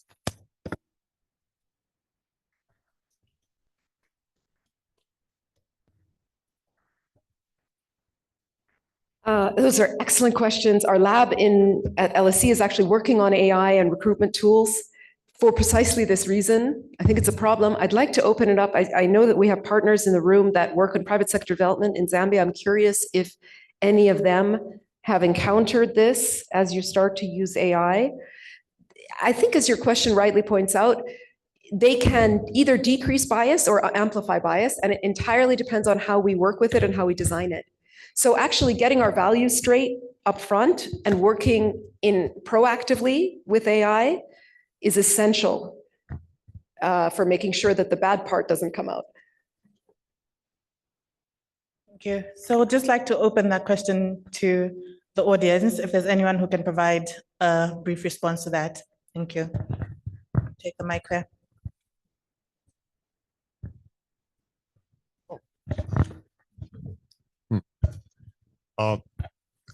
Hello, my name is Mwanga Nyambe. I'm from Zikas University. I'm a network engineering student who's also a very interested person in technology. To answer the question on the AI perspective towards the subject matter, I think it's important for us to understand what, much like you said, we consider when we talk about design, right? The conversation currently has been centered on the fact that we are looking at gender equality and how to propagate that through the various systems that we do use in our day-to-day lives. The challenge that we have there is the exacerbation of the already pre-existing challenges that we have due to the poverty that we experience in both terms of intellectual capacities and our physical capacities. The environments that we live in, the environments that we work through, and the environment systems that allow us to integrate with the various systems as they are. Now, for us to even discuss how we can use AI, much like what you said, our values must be aligned, of course, but we must understand to what extent of solution in AI can provide us and to what extent of solution we must provide for ourselves, in the sense that this is just a tool, much like various tools like Excel, that can just help us understand our data a bit more relevantly to the situations that we're trying to solve. Now, to beg the question, much like what she said, on how then can we use these advancing technologies towards solving the problem of gender inequality, begs a much deeper question in what is the baseline that we are trying to create for the then to become Zambia, for us to then understand how an advancement can be directed towards. I think I can end there. Thank you very much. Thank you. And you can go ahead, thank you. Good afternoon, everyone. My name is Sandra Chilengi Sakala from the National Health Research Authority. And that topic is very important, the topic of AI, the gender in AI. I personally have experienced the gender insensitivity in AI. I'll give you a very simple example of when I was trying to just create an organogram, and I went into ChatGPT and asked ChatGPT to create an organogram for me. And you know how it will ask you whether you wanted to add more things, whether you wanted to give you the pictures and things like that. And I kept on saying, yes, yes, yes. And I got to the pictures and I was so annoyed because I'm a gender activist myself, and it gave me the CEO and the COO and the next layer, all men, you know? The next level of people in that organogram, I had one female and then I had two other males. And then the next level, so I had like 30% female representation in that organogram, and the large part of it in the executive or senior levels were male representation. So that's how bad the situation is. And it's a global problem which requires global solutions. But sometimes we need to look internally and see what we are able to do. So I'm glad that we, as a country, we have reached a level where most of you guys in uni are able to create some of these things. You have the skills you have. We also have programs that are deliberately dedicated to AI or IT or whatever. I'm not sure at the level which this goes, but I want to believe that we are capable of making the change and we can start here and now. There's an interesting series for children. I just can't remember what the name is, but I was so excited to see a Zambian series on Netflix, and yeah, I think most of you know it. And so if we are able to create that, then we should also just be very deliberate and create gender balanced AI. So for you guys who are able to do that, please, this is a challenge. We can create local solutions for ourselves. Thank you. Just to quickly add on that, AI just gets trained on whatever you give it. So if enough people respond to, hey, can you make some of those CEOs women? Then AI learns that that's what it's supposed to do. I think we had one more question in the audience, and then we can move to the questions from the people online. Hello everyone. My name is Dr. Piri. Basically, I would just want to comment on when we reached at the point where we're talking about how we'll let the community, the citizens understand or know these policies. If I can remember well, growing up, we had the subject social studies where I learned I have the right to freedom. And looking at our current, we just introduced a new curriculum, and I think we can use the issue of we have a new curriculum, we have free education, we have most of our ladies or girls going back to schools, okay? And I think we can use schools to actually propagate these policies. For example, we shouldn't have grade 12 finish in school, even in rural areas, without an understanding of how to make a cooperative itself.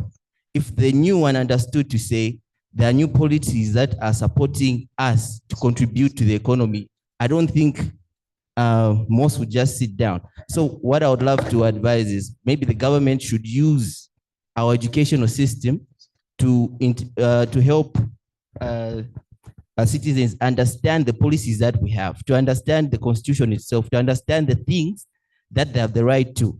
Because I think in that way we would have even students banding up together in these rural areas with their knowledge, easily make cooperatives and contribute to the economy itself. Thank you.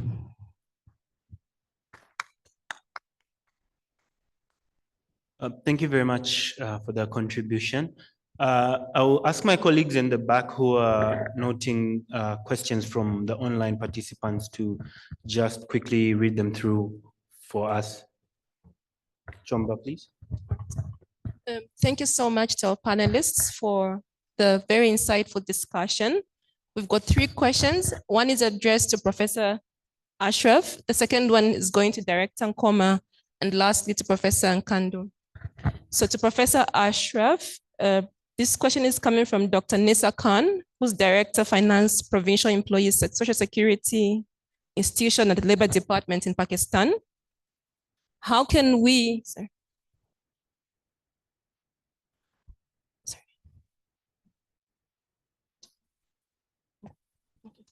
So how can we keep aside cultural and societal barriers while talking about women empowerment in societies going through transitional stage?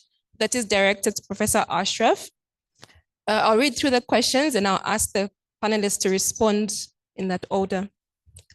The second one goes to Director Nkoma, and this is in regards to the gender policy.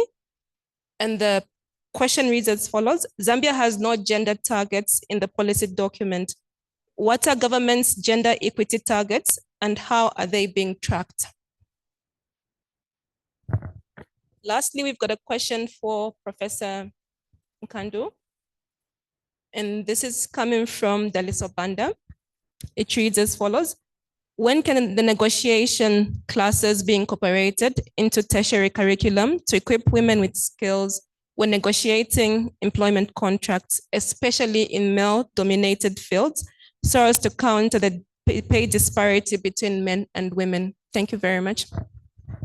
Thank you so much, Chomba. Please can I ask that you repeat the first question?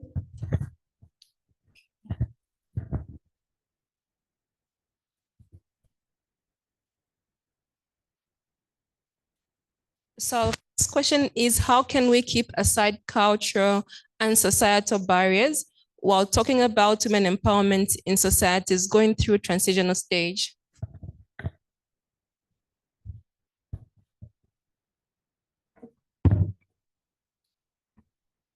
Director Nkoma, would you like to kick us off with the response to the question directed to you?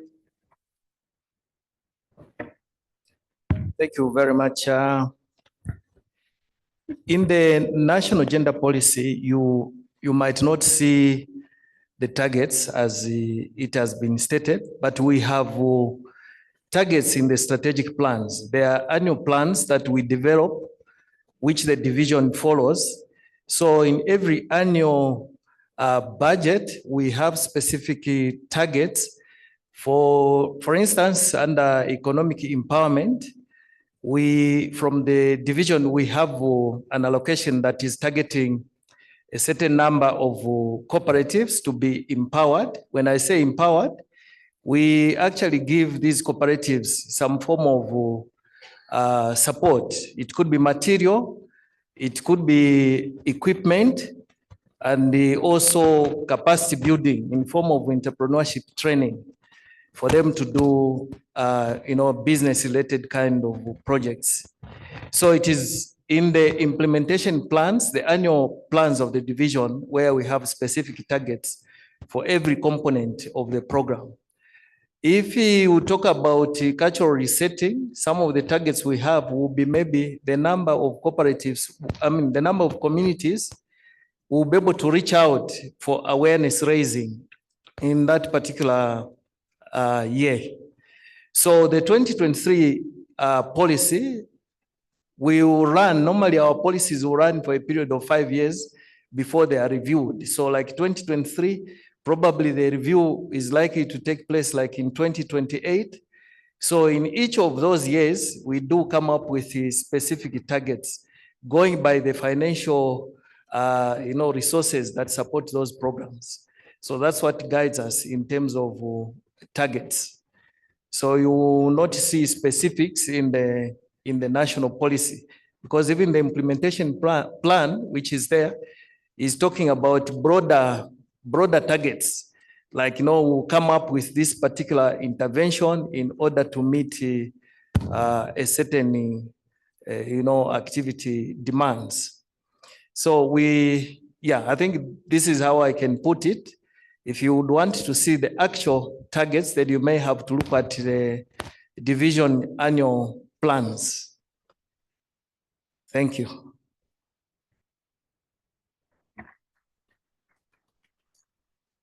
Thank you, Director.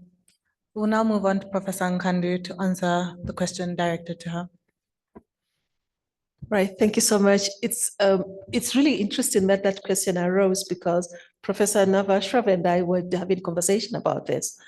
If you look at her results when she was submitting outcomes of her study, where she was talking about the control group that wasn't trained fully in negotiation skills, the next step now will be actually to train that cohort.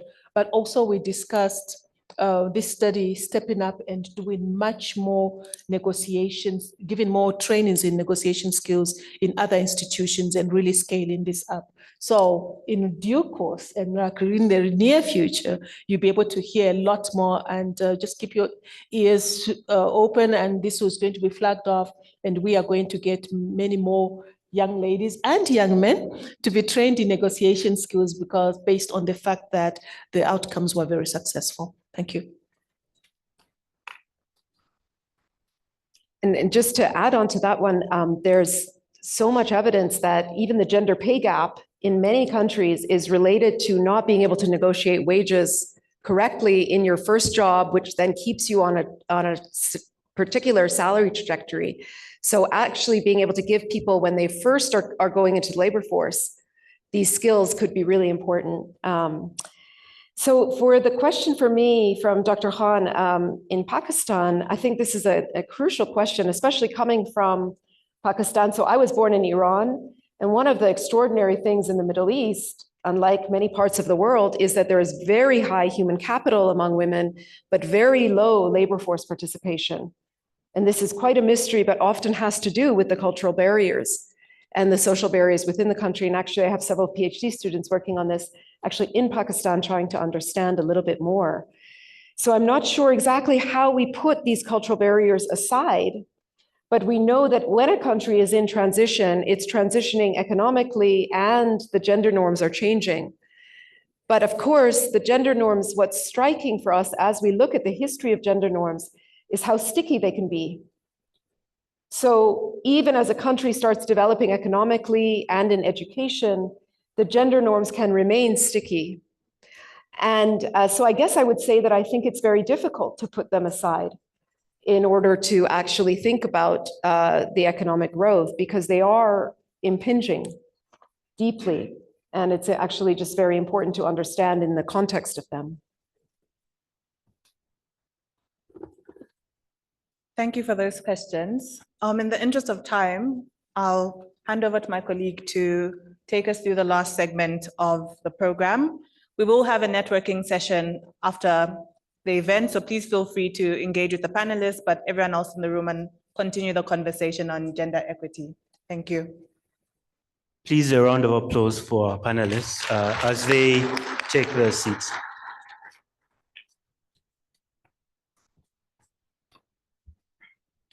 So before we close, allow me to introduce to you speakers for our closing remarks. And the first speaker for our closing remarks would be, sorry, it was supposed to have been the opening remarks, but now it's going to be closing remarks. Please welcome Dr. Nicholas Mainza from the Economics Association of Zambia.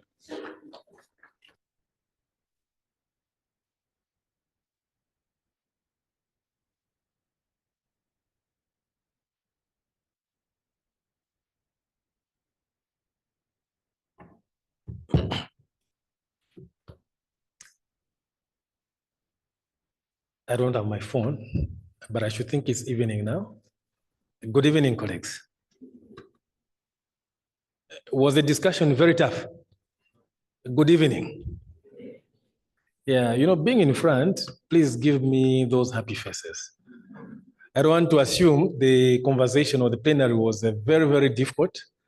I want to think it was very engageful and it was very nice. I don't know the composition of the participants today, but it could be a very nice one to see that there's a blend of the participants coming from the ones in the industry, having some captains of the industry, as well as coming from the academic circles. Allow me then to observe the protocols that were earlier on prescribed, or rather maybe taken into consideration. And my name is Nicholas Obi Mainza. When I came in, I think there was even a High Commissioner, the British High Commissioner in attendance. This actually just shows the integrity and the high level of the discussion that we've had this afternoon spilling into this evening. Something that contains gender issues, I know it draws the attention. But when we were talking, when we were being lectured, when we were being given the, you know, what goes around issues to do with gender equality, I really got interested in certain matters. And what was coming into my mind after seeing some economists, issues around to do with, there's a hot issue around to do with, you know, what we expect to see by the end of March. Who knows what I'm trying to talk about? The 200 kwacha note and the 500 kwacha note. Another issue, I don't want to open a Pandora's box, but we are here. I should have given some opening remarks. I think we agreed to say, let's move into the discussion, and then we are going to talk at the end of the discussion. Like I said, I'm Nicholas Obi Mainza, coming from the Economics Association of Zambia. I'm the National Secretary. I want to thank you for you know, calling upon this public discussion. As you could see from behind, it's been made possible because EAZ has come together with IGC, the International Growth Center, together with ZIPA. And we looked into the importance of the topic, which is a public lecture on advancing gender equality for economic growth. And I followed very well the deliberations, the discussions. And I was also able to do some researches as I was seated there. The questions that were coming from the discussions from the panels, as well as the listeners, I think they were very, very productive and very, very insightful. How I wish we could have, I had a chain of questions, but then I said I must not ask. And I really wanted the professor to be around, but I saw her stepping out. I think academicians are busy because she spoke very well. I think she's a very good public speaker, together with a counterpart, Professor Ashraf. I hope I've pronounced it well. Also the director from cabinet and the moderator. I think it was nicely done, nicely deliberated. Really, I may want to make mention that more than 50%, if not about 65 somewhere there or 68% of the contributors to the economic growth in our community, in our population, it's usually the women folks. It could be ladies or women in general. And what you may foresee is that there are still some certain challenges that come out very critical, that always want to, like to hinder the progress of women. There are issues to do with informal contributions. There are those smaller, businesses which are done by women, but then they are never taken into consideration that they also contribute towards the growth of the economy. Then there are also standout, challenges that you may see. For example, you speak about the ownership to land. I think this is still a challenge. The director may want to affirm to this. Ownership to land is still a challenge, especially I'm coming down to our country, Zambia. Ownership to land for women is still a challenge. Professor, I think you may wish to, to delve so much on this one, because I think it's related to what one of the professors or doctor asked online, that it surrounds issues to do with cultural beliefs and other matters, traditional issues.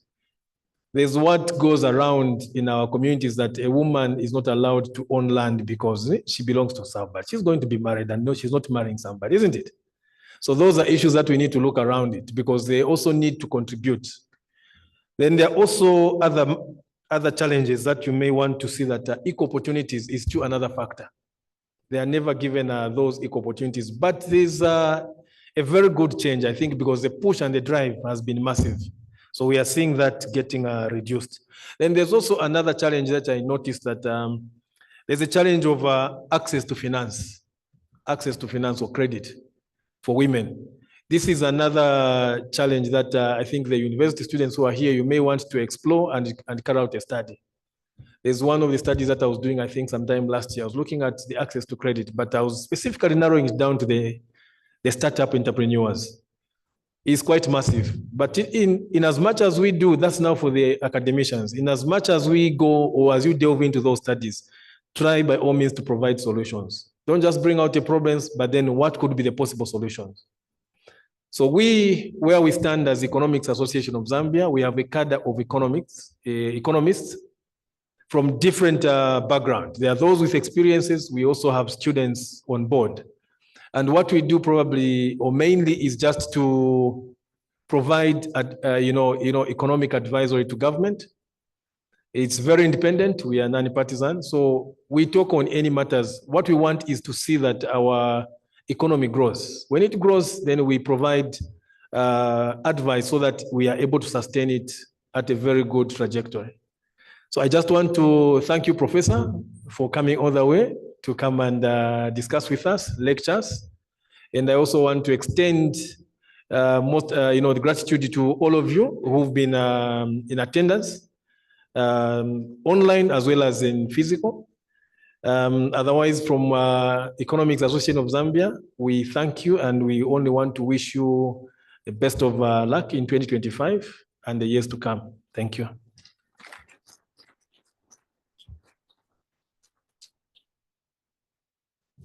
Thank you very much, Doc. At this point, I would like to invite Mrs. Malindi Msoni from ZIPA to give her closing remarks.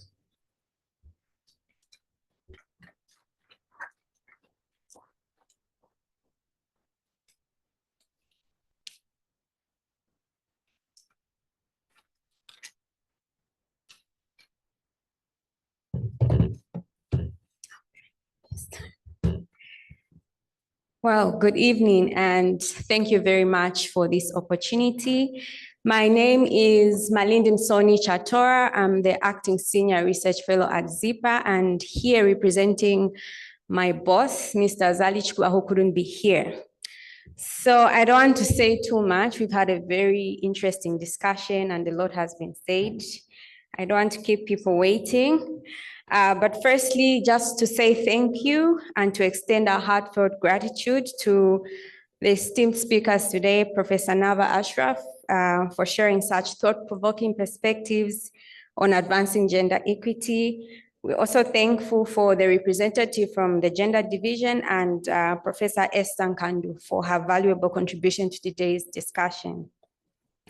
So very quickly, the conversations we've had today remind us that true progress is impossible without addressing the barriers that limit opportunities for women and girls. Advancing gender equity is not only a matter of justice, it's a powerful driver of economic prosperity, innovation, and social development.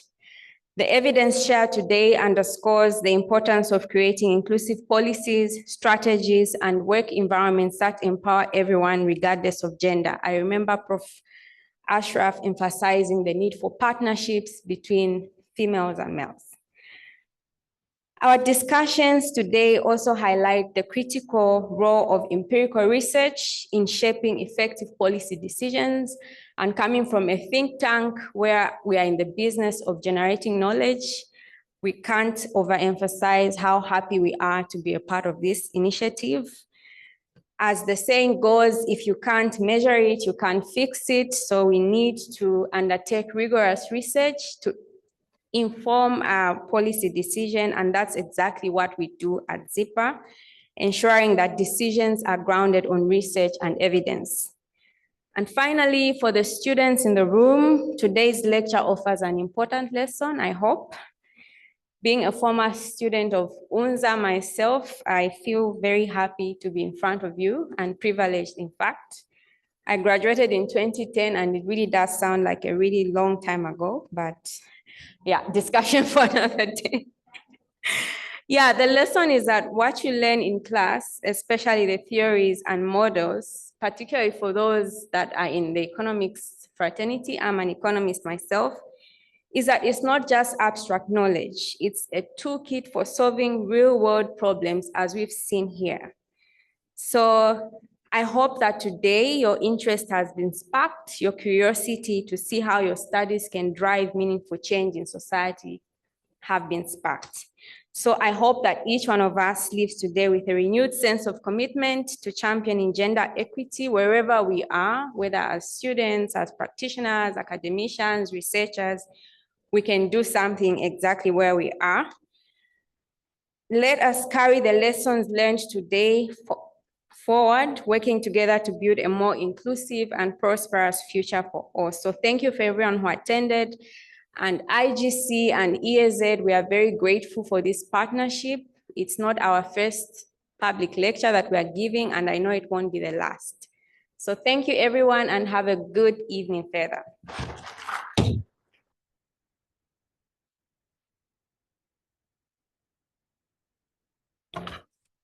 Thank you very much. And not to hold you any further, I'm going to give closing remarks on behalf of IGC. So these remarks are supposed to be given by our country manager, Shahrukh Wani, who just came into the country not too long ago. So you would imagine how exhausted he would be from the travels. So he passes on his sincere apologies. But nonetheless, we are very grateful to our partners, ZIPA and EAZ, for putting this event together.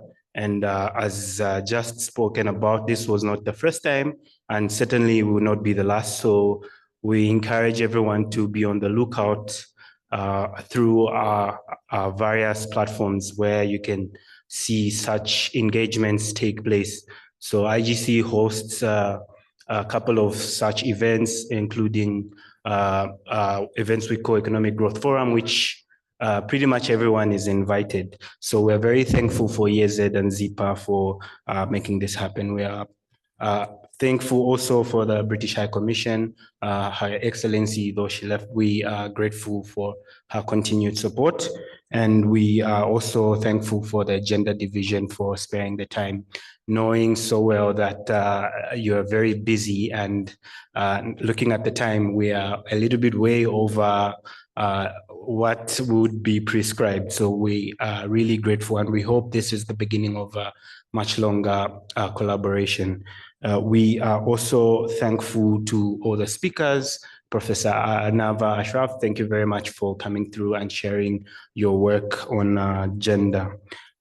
Thank you so much also goes to the students and everyone else who's taken the time off their busy schedules to come and listen to the discussions today. So we hope that today's discussions will fuel much more conversations around promotion of sustainability that is driven by gender equity. And in future, as we've clearly heard, it's not promotion of one gender over another, but more or less collaboration of both genders so that we can create an environment of sustainability. Yeah, so these would be my quick closing remarks on behalf of IGC and our partners. Thank you very much. But before we close, just a few housekeeping announcements. One is that we have snacks outside, and I was advised that we will start with the students and we'll go to the left. But also we will have a nice group picture. Knowing so we are quite many, I think our colleague in the back is going to guide us in terms of where that would be and how. I'm being told that it will be in the front. So if we can all come to the front. Thank you very much. After that picture, we'll have another picture for the remaining panelists together with the EAZ and ZIPA team. Thank you very much and enjoy the rest of the evening.